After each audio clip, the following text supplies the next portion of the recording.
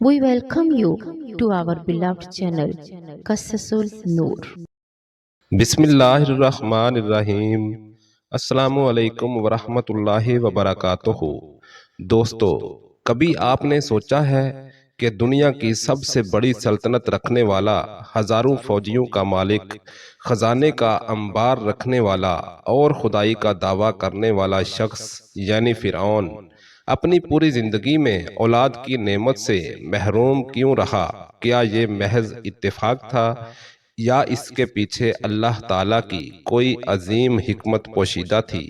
آج ہم آپ کو وہ داستان سنانے جا رہے ہیں جو نہ صرف فرعون کی بے بسی کو ظاہر کرتی ہے بلکہ ایمان اور صبر کی وہ روشنی بھی دکھاتی ہے جو حضرت آسیہ کے دل میں جگمگا رہی تھی۔ یہ واقعہ دل کو چھو لینے والا بھی ہے اور ہمارے ایمان کو تازہ کرنے والا بھی۔ آئیے اس سنہری قصے کو توجہ سے سنتے ہیں اور اس سے وہ سبق حاصل کرتے ہیں جو ہماری زندگی بدل سکتا ہے۔ انسانی تاریخ کے صفحات میں کچھ کردار ایسے ہیں جو عبرت کا نشان بنے۔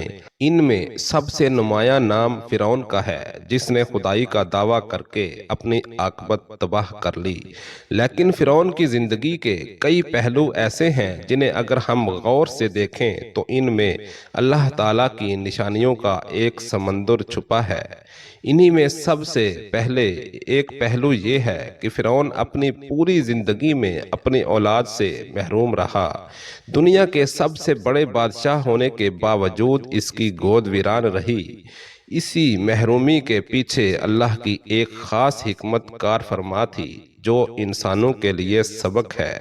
فرعون کو اللہ نے طاقت، حکومت اور دنیاوی شان و شوکت سب کچھ عطا کیا تھا، لیکن وہ نہ صرف اپنی رعایا پر ظلم ڈھاتا بلکہ خدائی کا دعویٰ کرنے لگا۔ وہ کہتا، میں ہی تمہارا سب سے بڑا رب ہوں۔ یہ دعویٰ صرف کفر نہیں بلکہ سرکشی کی انتہا تھی۔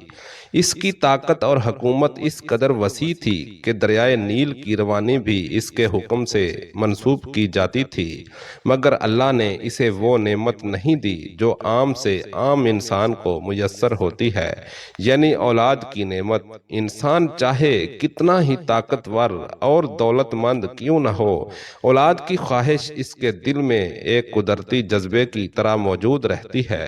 لیکن فرعون کی تقدیر میں یہ نعمت نہیں لکھی گئی تھی۔ اس کی حکمت یہ تھی کہ اگر فرعون کے بیٹے ہوتے تو شاید اس کا غرور اور بھی بڑھ جاتا اور وہ زمین پر فساد پھیلانے میں مزید آگے بڑھتا۔ دوسری طرف یہ بھی اللہ کی حکمت تھی کہ موسیٰ علیہ السلام کے مقابلے میں فرعون کی اولاد کا کوئی کردار نہ ہو، تاکہ حق اور باطل کے درمیان ہونے والا معرکہ ایک خاص ترتیب سے سامنے آئے۔ حضرت آسیہ علیہ السلام جو فرعون کی بیوی تھیں، ان کا کردار اس پورے واقعے میں روشنی کا مینار ہے۔ وہ فرعون کے گھر میں رہتے ہوئے بھی ایمان کی شمع روشن کیے ہوئے تھی۔ قرآن میں ان کا ذکر بڑے عظیم انداز میں کیا گیا ہے کہ انہوں نے اللہ سے دعا کی، اے میرے رب، میرے لیے اپنے پاس جنت میں ایک گھر بنا دے اور مجھے فرعون اور اس کے عمل سے نجات عطا فرما۔ یہ دعا بتاتی ہے کہ آسیہ علیہ السلام ظاہری شان و شوکت کو کچھ نہیں سمجھتی تھی بلکہ ان کی نظر ہمیشہ آخرت پر تھی۔ فرعون کی اولاد نہ ہونا بھی اللہ کی طرف سے ایک عظیم نشانی تھی۔ اس کی گود ویران رہی تاکہ لوگ دیکھ سکیں کہ دنیا کا سب سے طاقتور انسان بھی اپنی مرضی سے زندگی کے فیصلے نہیں کر سکتا۔ وہ دعویٰ تو کرتا تھا کہ وہ سب کچھ کر سکتا ہے، لیکن اپنی اولاد پیدا کرنے پر قادر نہ تھا۔ یہاں اللہ کی قدرت ظاہر ہوتی ہے کہ جسے چاہے عطا کرے اور جس سے چاہے روک لے۔ حضرت موسیٰ علیہ السلام کی ولادت کا واقعہ بھی اس حقیقت کی دلیل ہے۔ جب بنی اسرائیل میں موسیٰ علیہ السلام پیدا ہوئے اور فرعون کے حکم سے ہزاروں بچے قتل کر دیے گئے، تب اللہ نے ایک کمزور ماں کے ہاتھوں موسیٰ علیہ السلام کو بچا کر فرعون کے گھر پہنچا دیا۔ وہی موسیٰ جو ایک لاوارث بچے کے طور پر دریا میں بہا دیے گئے تھے، بالآخر فرعون کی بربادی کا سبب بنے۔ یہ اللہ کی تدبیر تھی جس کے سامنے فرعون جیسا طاقتور بادشاہ بھی کچھ نہ کر سکا۔ ایک حدیث کا مفہوم ہے کہ اللہ تعالیٰ جس سے محبت کرتا ہے اسے آزمائش میں ڈالتا ہے، لیکن دوسری طرف اللہ جنہیں ذلیل و رسوا کرنا چاہے ان سے وہ نعمتیں چھین لیتا ہے جن کی انسان فطری طور پر خواہش کرتا ہے۔ فرعون کو اولاد نہ دینا اس بات کی واضح دلیل ہے کہ اللہ نے اس کے غرور کو توڑنے کے لیے ایک راستہ رکھا۔ حضرت آسیہ علیہ السلام کا ایمان فرعون کی بے اولادی کے پس منظر میں اور بھی نمایاں ہو کر سامنے آتا ہے۔ وہ اس ماحول میں رہ کر بھی ایمان پر قائم رہیں جہاں کفر، شرک اور ظلم کی تاریکیاں چھائی ہوئی تھیں۔ ایک عورت کا اپنے شوہر کے مقابلے میں کھڑا ہونا اور پھر بھی ایمان پر ثابت قدم رہنا، یہ سب کچھ ان کے عظیم کردار کو ظاہر کرتا ہے۔ اللہ نے انہیں جنت کی عورتوں میں سردار قرار دیا۔ فرعون نے اپنی طاقت کے نشے میں ڈوب کر اپنی رعایا کو یہ دکھانے کی کوشش کی کہ وہ سب کچھ کر سکتا ہے، لیکن حقیقت یہ تھی کہ وہ اپنی ہی زندگی کی بنیادی خواہشات پر بھی قابو نہ رکھ سکا۔ وہ اولاد پیدا کرنے سے محروم رہا اور یہی محرومی اس کے لیے دنیا و آخرت دونوں میں رسوائی کا سبب بنی۔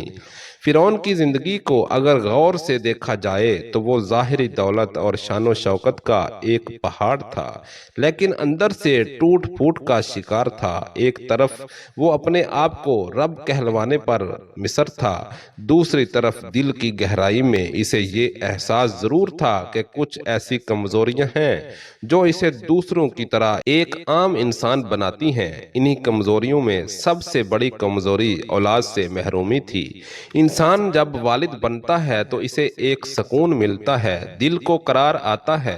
اولاد انسان کے بڑھاپے کی لاٹھی کہلاتی ہے، خوشی کا باعث بنتی ہے، نسل کو آگے بڑھاتی ہے، لیکن فرعون اس نعمت سے محروم رہا۔ اس کی طاقت کا غرور اس بات کو چھپا نہیں سکتا تھا کہ اس کے دل میں بھی یہ حسرت موجود تھی، لیکن اللہ تعالیٰ نے اسے یہ سعادت نہ دی۔ یہ محرومی صرف ایک ذاتی معاملہ نہیں تھی بلکہ ایک نشانی تھی۔ اللہ نے چاہا کہ فرعون کو یہ دکھا دے کہ تو اپنی خدائی کے دعوے کرتا ہے لیکن ایک کمزور سا انسان ہے جو اپنی زندگی کے سب سے اہم معاملے پر بھی قابو نہیں رکھتا۔ اس کے برعکس اللہ نے بنی اسرائیل کی ایک سادہ سی ماں کو موسیٰ علیہ السلام کی ماں بنایا، وہ ماں جسے اپنی اولاد کو دریا میں ڈالنا پڑا، لیکن اللہ نے اس ماں کے بیٹے کو فرعون کے گھر میں پرورش دے کر اس کے غرور کو پاش پاش کر دیا۔ یہاں اللہ کی ایک عظیم سنت ہمارے سامنے آتی ہے کہ وہ طاقت کے غرور کو کمزوری میں بدل دیتا ہے اور کمزور کو طاقت عطا کر دیتا ہے۔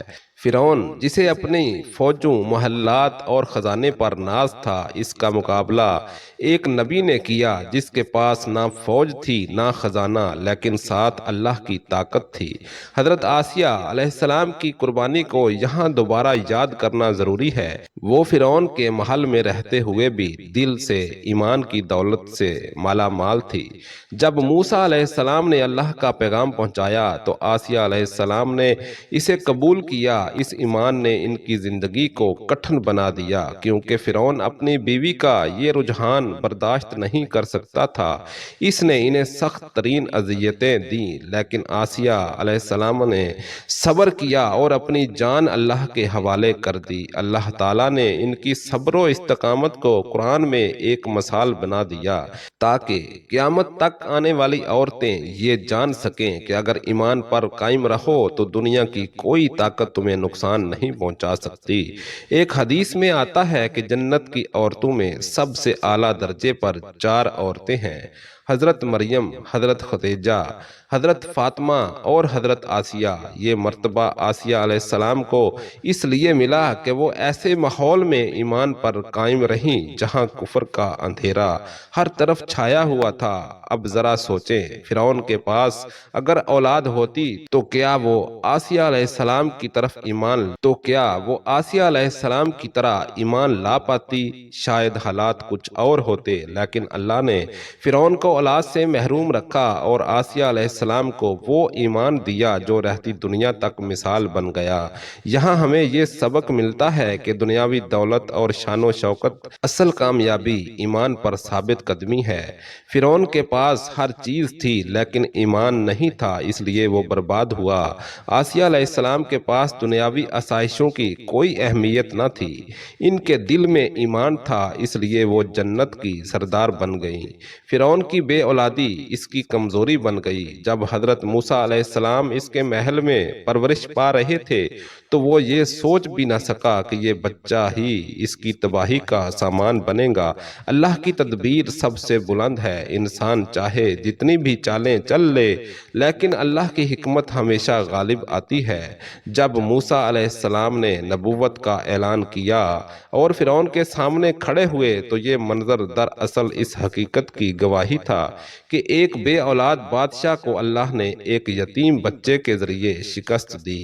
یہ اللہ کا طریقہ ہے کہ وہ کمزور کو طاقتور کے مقابلے میں کھڑا کرتا ہے تاکہ دنیا دیکھے کہ اصل طاقت اللہ کی ہے نہ کہ انسان کی۔ آج کے دور کے لیے بھی یہ واقعہ ایک زبردست پیغام رکھتا ہے۔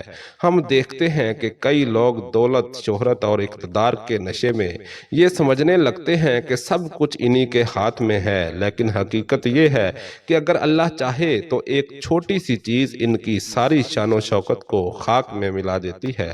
فرعون کی بے اولادی ہمیں یہ سبق دیتی ہے کہ اللہ کے فیصلے کے سامنے انسان بالکل بے بس ہے۔ ایک اور حدیث کا مفہوم ہے کہ انسان اولاد کی خواہش کرتا ہے لیکن بعض اوقات اللہ جانتا ہے کہ اولاد اس کے لیے بہتر نہیں، اس لیے اللہ کسی کو عطا کرتا ہے اور کسی سے روک لیتا ہے، لیکن جو ایمان والے ہوتے ہیں وہ اللہ کی تقدیر پر راضی رہتے ہیں۔ جبکہ فرعون جیسا کافر اس حقیقت کو قبول نہ کر سکا اور انجام کار ہلاک ہوا۔ ان سب پہلوؤں کو سامنے رکھ کر یہ بات سمجھ آتی ہے کہ فرعون کی بے اولادی دراصل اللہ کی طرف سے ایک اعلان تھی کہ فرعون تو کچھ بھی کر لے، تو رب نہیں ہے، رب صرف وہ ہے جو سب کو عطا کرنے والا ہے اور جس کے ہاتھ میں سب فیصلے ہیں۔ پیارے دوستو، فرعون کی کہانی ہمیں یہ سبق دیتی ہے کہ دولت، طاقت اور شان و شوکت سب کچھ ہو سکتا ہے لیکن اگر ایمان نہ ہو تو سب برباد ہو جاتا ہے۔ حضرت آسیہ کی ثابت قدمی ہمیں یہ یاد دلاتی ہے کہ اصل کامیابی ایمان ہے، صبر ہے اور اللہ کی رضا ہے۔ اللہ تعالی ہمیں بھی حضرت آسیہ کی طرح ایمان پر قائم رہنے کی توفیق دے، غرور اور تکبر سے بچائے اور ہمیں اپنی رحمت سے جنت میں داخل کرے، آمین یا رب العالمین۔